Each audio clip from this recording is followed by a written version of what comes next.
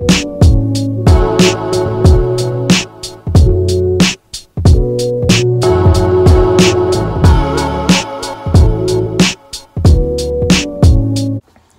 is going on, y'all? This is your boy PlayStation and welcome back to my channel. Now what I'm gonna react to today is another death battle from Screw Attack. You know, they just dropped like yesterday, I think. And it's a very odd match. Okay, I never seen this day coming, but one reason that I'm gonna react to this death battle is because both of these characters are something that I grew up with. They're like my childhood, you know what I'm saying? And it's I guess I could say the battle of the best childhood video game, I guess, is Crash versus Spyro. Yes, Crash Bandicoot versus Spyro the Dragon. Those two games, they are like my favorite video game I played. I grew up playing it on my PS1. I love those games. I beat all of them, and to say that they're about to fight, I'm just curious that what's gonna happen. So I guess without any further ado, let's check out this death battle, y'all. Alright, here we go. Crank up the volume a little bit. Okay. The early 1990s played host to one of the biggest battlegrounds the world had ever seen. The console wars. Wow. Nintendo and Sega's mascots were locked in a merciless duel over the gaming throne. But when the smoke cleared, a surprise third challenger was rising to the top. The Sony PlayStation. Yep. And it didn't have just one mascot. It had two. Yep. Crash Bandicoot, the mutated marsupial from Down Under. And Spyro the Dragon, the powerful purple hero of the Dragon Realm. He's Wiz and I'm Boomstick. And it's our job to analyze their weapons, armor, and skills to find out who would win a death battle. I'm just really curious, man. I don't know. Listen, let's see. I admire another brilliant doctor of science as much as the next guy, brain. especially those with grand plans to take over the world. But I'm not sure Dr. Neo Cortex makes the cut. Why not? He's an evil genius who made a mutant Aussie army of animals to take over the world. Sure, but when it came time to assign a general for this army, Cortex chose, of all things, a bandicoot. A band of what? You're making that up. It's a real animal. Look. Oh, hey, it's kinda cute. How's that little thing gonna take over the world? With the Evolvo Ray, Cortex did successfully mutate it into a powerful beast. However, when he tried to brainwash the creature, he utterly failed to create his fearsome general. Instead, he got Crash Bandicoot. So Cortex threw him out like trash, and Crash became his worst nemesis ever. Which is super embarrassing, because this Panda Crash is a few snags short of a Barbie. But his physical abilities make up for it. He's got parkour skills like nobody's business. Which is appropriate, as bandicoots are excellent jumpers, similar to their marsupial cousin, the kangaroo. He's got superhuman strength, and can take a big hit and just keep on going, like an Energizer Bunny of pain. Crash can double jump in midair, slide incredible distances, and use Crash Dash to boost his speed. He's also tapped into Mojo, a magic substance that's basically life energy, to enhance his battle techniques. What? He's got his Norris Roundhouse and Triple Dragon, but his favorite move is the Cyclone Spin. He can even give this move a boost for the Death Tornado technique. I didn't know about Mojo. These can leave him dizzy and prone to counterattacks. Still, these brutal moves proved incredibly useful for rescuing his fellow mutant bandicoot girlfriend, Tana. Oh, why does she look like that? She's like really hot, but also not at the same time. I'm really confused. While Crash's natural abilities were enough to save her, his future battles with Cortex would require more sophisticated tools. Yeah, like the Rad Copter Pack. He's even got himself the unicorn of motorsports, the Space Motorcycle. What I wouldn't give for one of those. To increase his firepower, he carries a special bazooka that uses a naturally occurring and easily attainable form of ammunition, Wumpa fruit. The same kind of fruit shooter that's on his power loader suit from Alien. I mean, this completely generic-looking mech. But why fruit? I can't imagine it's a particularly effective projectile. I don't know, Wiz. Remember that time I shot you with my potato gun? You were stuck in a coma for like a month. Wait, what? You told me I lost that month because my time travel wristwatch finally worked. Well, where's Crash getting all this cool tech? He can't be building it all himself. He's pretty dumb. They're all thanks to his kid sister, Coco, who's 10 times the inventor Cortex is. But Crash isn't really dumb, he just lacks communication skills. He actually shows many symptoms of autism. Some people with autism, known as savants, are extraordinarily gifted in particular skill sets, and I think that describes Crash perfectly. While he may not know how to hold a conversation, he is a superb athlete and puzzle solver. Well, I'm sure it helps that he's surrounded by friends who encourage his better traits. Hey, that was a good one. Like Aku Aku, his magical mask foster dad, who's basically a god. Lucky bastard. Aku Aku's magical mojo prowess is Bootica! He's very protective of Yep, Crash and I remember that. When you get him, in trouble. go Bootica! But not always. Wiz, why can he teleport across dimensions on his own, but can't teleport Crash very far at all? This is as far He got as a tattoos?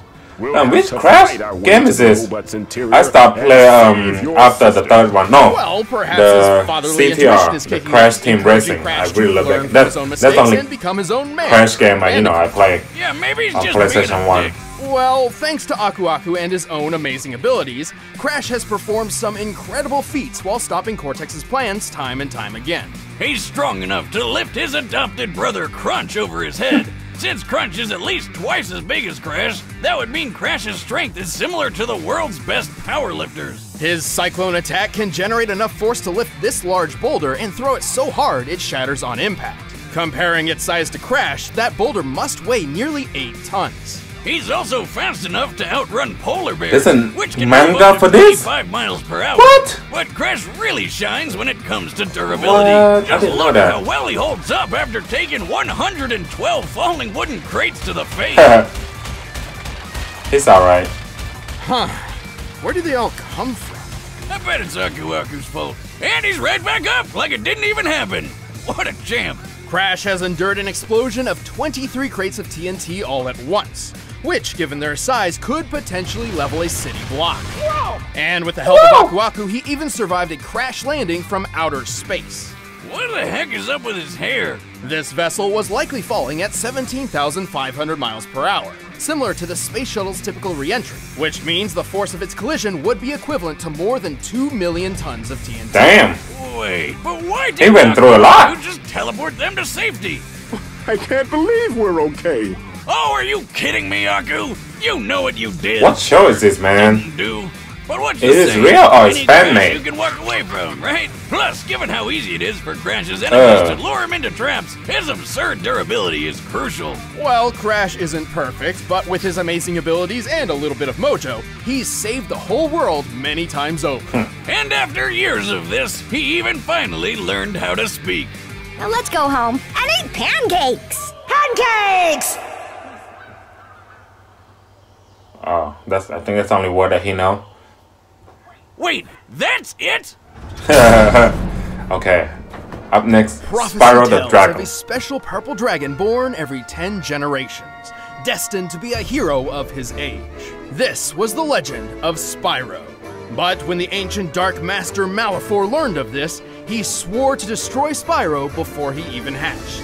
By the way, there are at least 3 different timelines for Spyro, but we're mainly sticking with the Legend of Spyro version, because he can do pretty much anything the other ones can, and more. Plus, I think they're all the same Spyro reincarnated anyway, since that's what the prophecy says, and look, that's totally Skylands being made at the end of Dawn of the Dragon. Ahem. Wild fan theories aside, Spyro was saved from Malefor's wrath by Ignitus, a guardian dragon. He decided to pull a Moses and send Spyro's egg floating down a river to who knows where. Got ADD. Okay, why do so many stories start with people just throwing babies into rivers? That's never a good idea. Wrong, Wiz. It worked out fine for Spyro. He was found and adopted by a family of dragonflies. And even without fellow dragons around, Spyro grew up to be a pretty good fighter. He's strong, tough, and makes good use of his horns, tail, and claws. But not his wings. Not yet. Without a dragon's parentage, Spyro remained mostly grounded during his childhood. but he got pretty good at using his head. Like the fun way, not the brainy stuff. You do not want to be on the other end of his charge attack. But one fateful day, everything changed.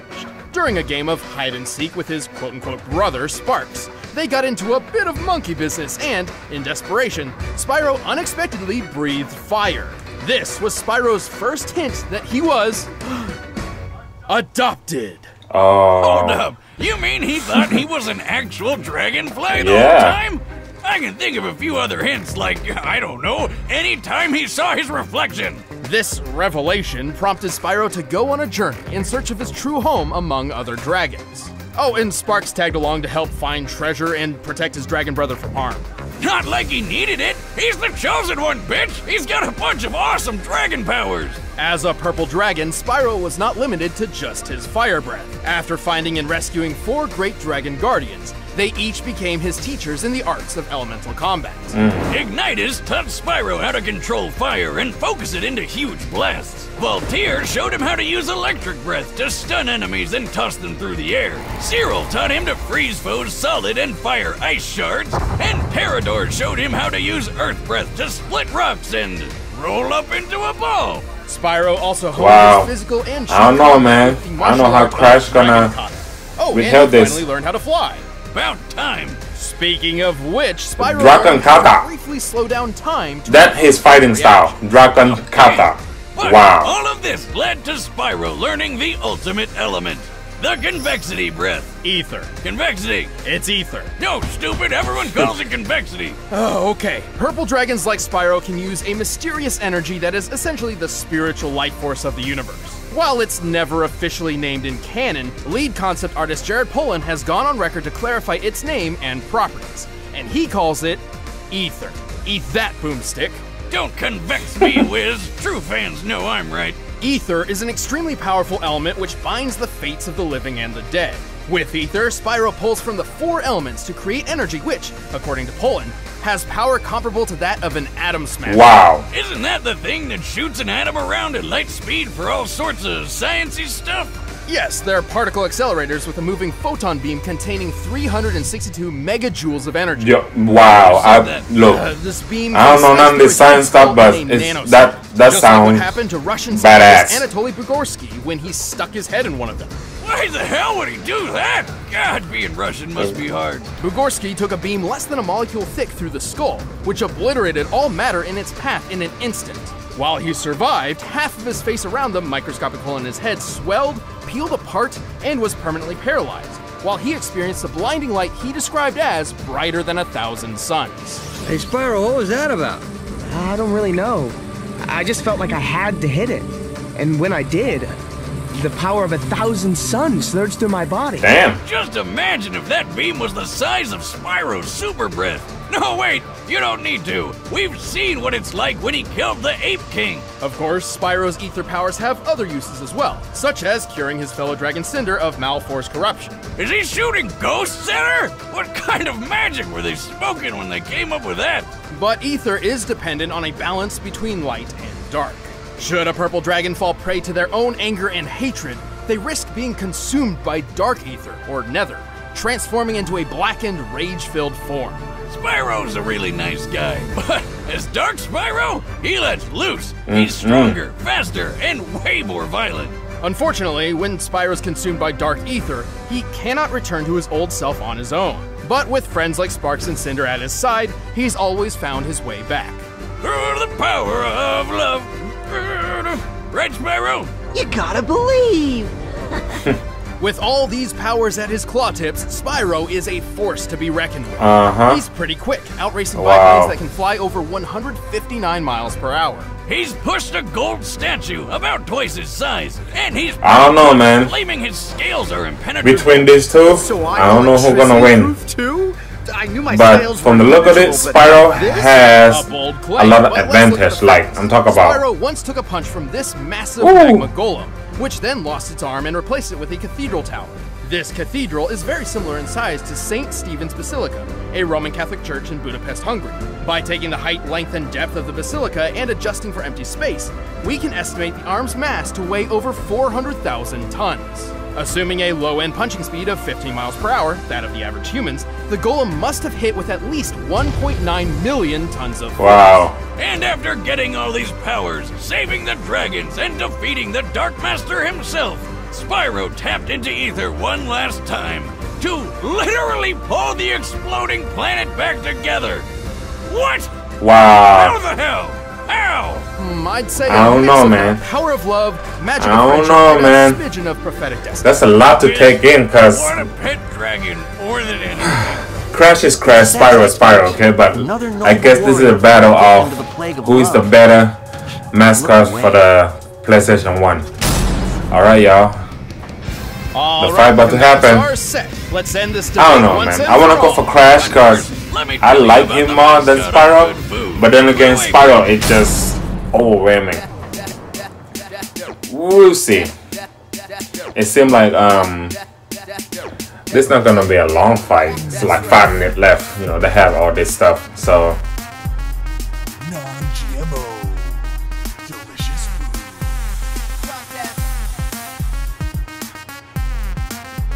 this made me hungry. I haven't had breakfast yet. I just woke up and I'm like, you know what? I woke up, brush my teeth, rinse my face, like, let's just make a video.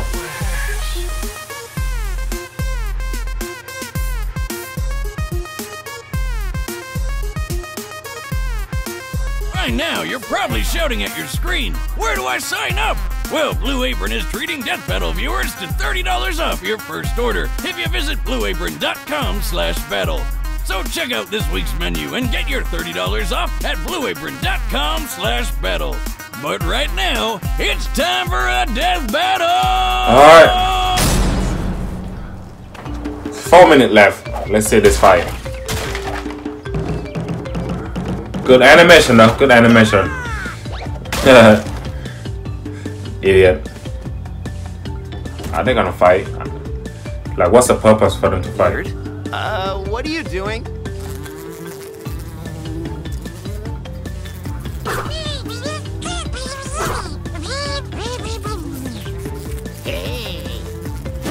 Uh-oh.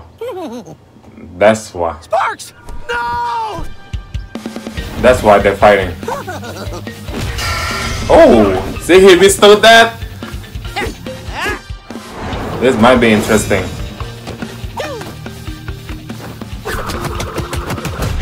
I knew he was gonna do that. I like how the music got like Crash Bandicoot music in it too. You asked for it! Oh boy.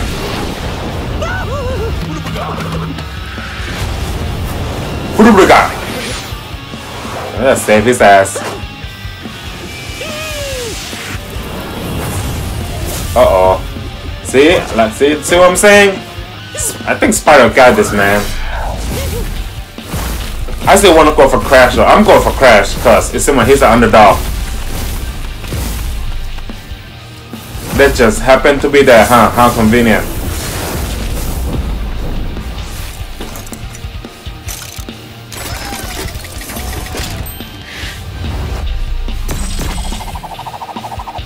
Really? Wait a sec, was that a fruit? Yep. Fruit.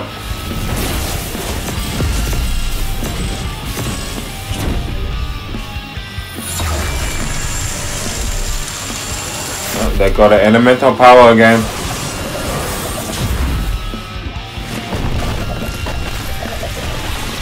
Woo!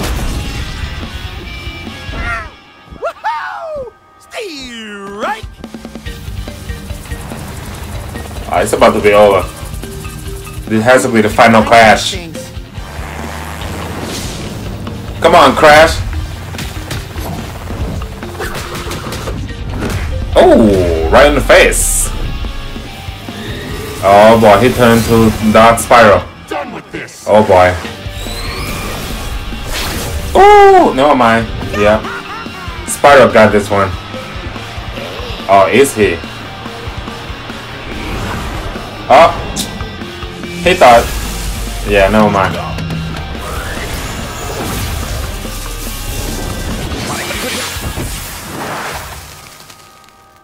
Yeah, Spyro got this one. Nobody messes with me, pal. KO! I don't think Aku Aku's gonna pull Crash from the grave after that. Spyro had plenty of obvious advantages. Yeah. His speedy flight let him control the pace of the battle, and his elemental arsenal gave him a much wider variety of attacks than Crash had ever seen in a one-on-one fight. Even with his extraordinary puzzle-solving skills, Crash was simply overwhelmed. But surprisingly, oh, the this mojo, wasn't nearly as okay. one-sided as it looked on paper. With the strength to throw an Crash could not judge Spyro because actually stronger okay. than Spyro. And both of them had survived impacts worth around 2 million tons of force. How convenient! It's almost like they planned this all along. To be fair, we did have to lowball Spyro's durability against the Golem's punch. However, both of them had shown durability, which far exceeded much of their attack capability. So even with his gadgets, Crash really didn't have a good way to hurt Spyro very much.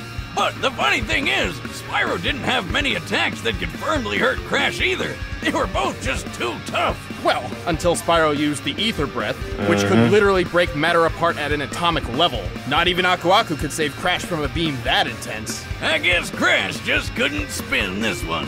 The winner is Spyro the Dragon. Ah, okay. Spyro got this. Hey guys, thanks for watching this episode of Death Battle. If you want to get the battle music for yourself, you can get it by clicking the link below. And if you guys want to see exclusive commentary on this episode, click that little box over there, first membership trial. Next fight. Oh, is that Sora? Yeah, from King. Oh, I'm definitely gonna react to that. Well, there y'all have it, y'all. Death Battle, Crash Bandicoot versus Spyro the Dragon. The outcome was pretty obvious, you know. I know Spyro just gonna eat him up alive, but I still wanna go for underdog. But yeah, Spyro, you got this one. But Crash game still better than your game.